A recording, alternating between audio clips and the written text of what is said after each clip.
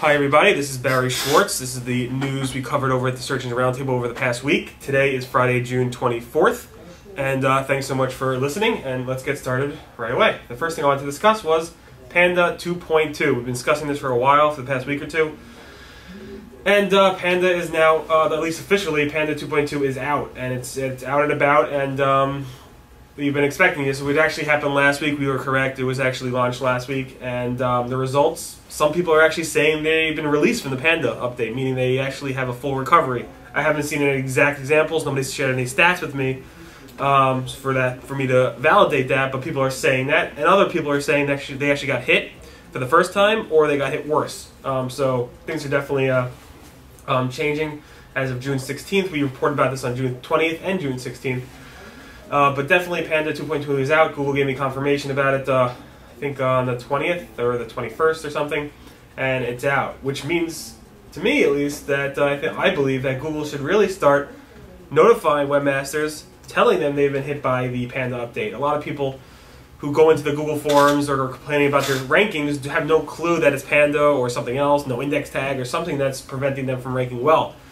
So just like Google does notifications in the webmaster tools for link spam or for hiding text or for malware or for telling them even to update their stupid WordPress blog, why not offer a way for Google to say, hey, you've been hit by Panda. Don't say called Panda, just say you have very low quality site, quality content on your site. It might be affecting your whole entire site. Please go ahead and look at this other advice, such as, clean up your content, write better content, remove the bad content, stuff like that. And I think they should do that. Some people think they shouldn't baby webmasters and SEOs.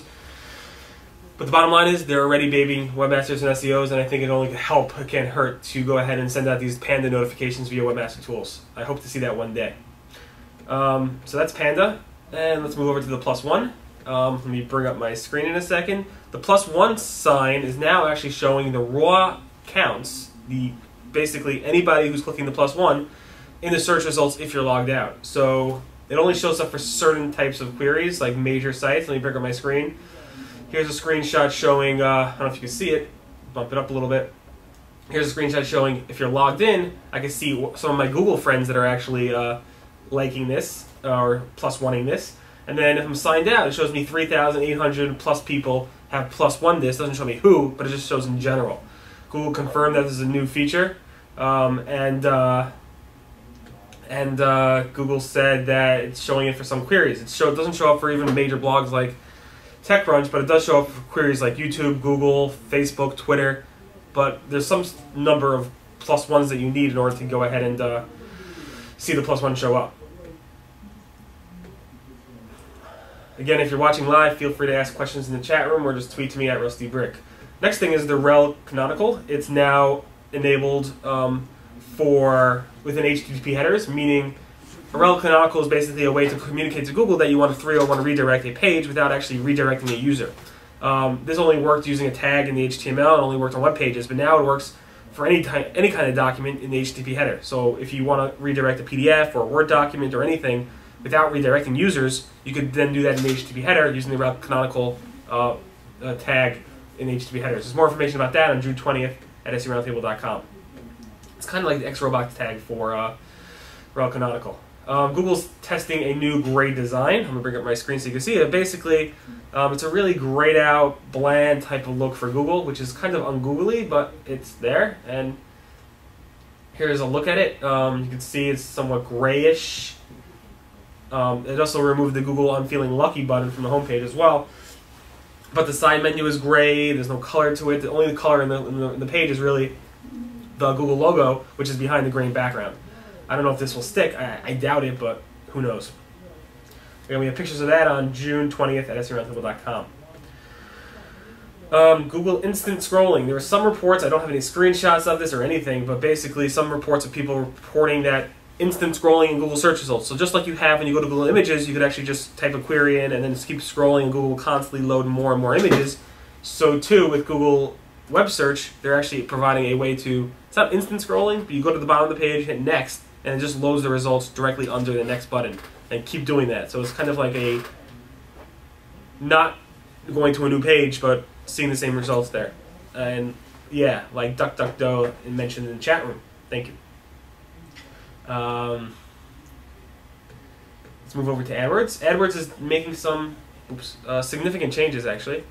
I think, at least, to the location targeting features. So you know how you have that feature, and some people who do AdWords know that feature that allow you to say, I want to target my ads for AdWords, for searchers who are seeing the ads, to only a certain region of people. So I only customize show my ads for people in this region. And they actually allow you to actually draw lines on a map and say, only this specific area do I want to show my ads for. And that's called custom or multi-point location targeting. It's also called polygon location targeting. And Google says they're removing that feature. They're getting rid of it. I think it's going away at the end of this year. You still can use it now, but if you don't, you probably should move away from it sooner than later, because Google will then try to figure out, based on a radius, where you want to target. So if you are currently using custom location targeting with the drawing on a map, definitely take a look at that. Plus, certain location targeting is being completely removed from certain locations like Denmark, Spain, Japan, Netherlands. Google said this is being done because there's changes in the real-world geography or because of duplicate or overlapping locations. So definitely take a look at this. This was posted on June 23rd at SEOroundtable.com. That's if you're using this location targeting feature, which a lot of people do use. There are some reports of AdSense publishers complaining this month, a lot of reports from AdSense publishers complaining that the earnings are down majorly compared to previous months and previous years. This is always going on, but for some reason there's a lot more complaints in the Google forum, in the different forums. We did report last month that Google made adjustments to how they actually report the daily earnings, so maybe that's what's confusing people. I'm not exactly sure, but if you are noticing any changes in your daily earnings, this might be why. Maybe not, maybe yes. Definitely take a look at that. June 22nd at SEOroundtable.com. Google beat Facebook to hitting the 1 billion visitor mark in a single month. The Wall Street Journal broke the news from ComScore data saying that Google reached over 1 billion visitors in the month of May. Facebook was maybe expected to hit that first, but Google did it before them. And that includes Google, YouTube, Orkut, Gmail, all the Google properties, not just one property like Facebook has. That being said, Facebook still dominates in terms of the number of minutes spent on a single website. More information about that, June 23rd at SEOroundtable.com. Talking about DuckDuckGo, so DuckDuckGo went ahead and did this whole campaign about how Google's filtering results, and it might be censorship. And we discussed this a couple weeks ago, how Eli at the TED conference did a whole thing about filter bubbles and how Facebook and Google and even Bing are using personalization and your friends to go ahead and show you only stuff that your friends like, which is kind of a censorship because it's personalizing so much that you don't see the world view. You just see your biased view. That being said, DuckDuckGo, which is a one-person search engine, which actually has a lot of a following, which is cool, went ahead and piggybacked off that news, saying, oh, at DuckDuckGo, we don't personalize results, we don't customize the results, you get the world view, you get an unbiased opinion of search, so use us. So it's pretty cool.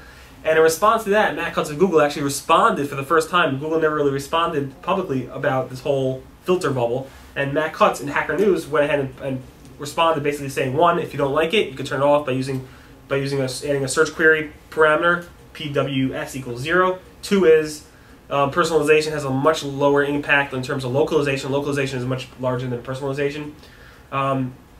They have algorithms in place to actually go ahead and promote diversity and different types of opinion. And overall, he was skeptical about the whole concept. Anyway, Eli actually said he's going to go ahead and reply to this guy, to Matt Cutts' opinion. I don't know if he's done that yet, but we have more information about this concept and theory on June 21st at SEOroundtable.com. Moving on, and we're getting closer to the end. Here's a fun thread.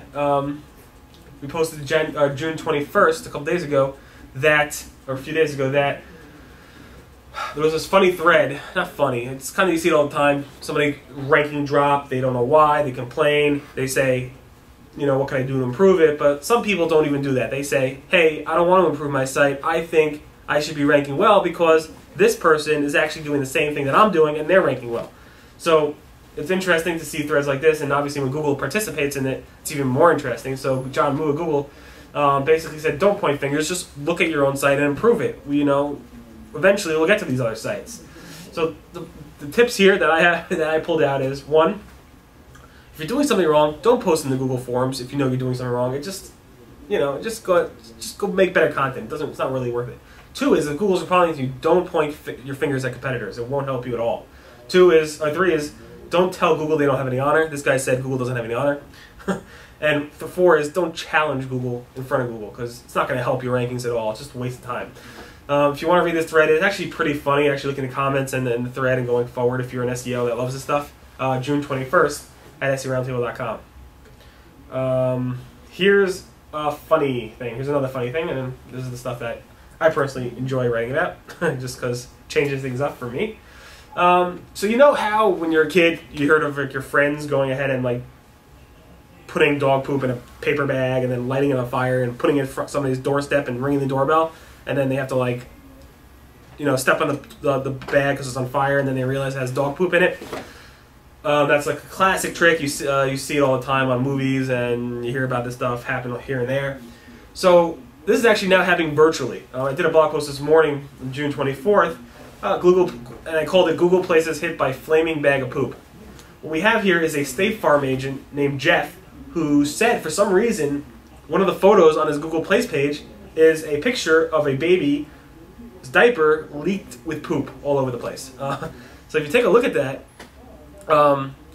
that, it's pretty interesting, because this is the first time we've actually seen a virtual method of going ahead and sticking a bag of poop, a flaming bag of poop, on somebody's profile. Let me zoom in so you can see that. There's the picture. There's Jeff from State Farm Agency, and you can see that diaper over here that has that poopy diaper. Anyway, thought it was interesting, being that it's the first time I've seen a virtual flaming bag of poop. And also, what a fun thing is the Dilbert cartoons. The past 2 days, Dilbert has been writing about SEO, darker side of SEO. The first one is about black hat SEO, and they basically said, I want you to use black hat methods to raise our website's search rankings. That's the boss telling an employee that, and the employee responds, what do you like best about that idea? The fact that it's unethical, or the near certainty of getting caught? And then they go back and forth. It's pretty funny. And then there was one about paid links, and the employees basically told the boss, saying, Google found us using paid links, and now we don't rank for anything anymore. And the boss gets angry, and he's like, they're not going to get away with this. And then from the computer, you hear this little message, shut your pie hole. I guess that's coming from Google. So Dilbert and Dilbert made it. The SEO industry made it onto Dilbert, which is pretty cool. It's hard to show the screenshots, so just take a look at my blog this morning, June 24th at SEOroundtable.com. We have Google logos for Father's Day, or different logos for Father's Day. Google, Yahoo, Bing, Ask, Dogpile, a bunch of other sites. They all have logos, which is nice.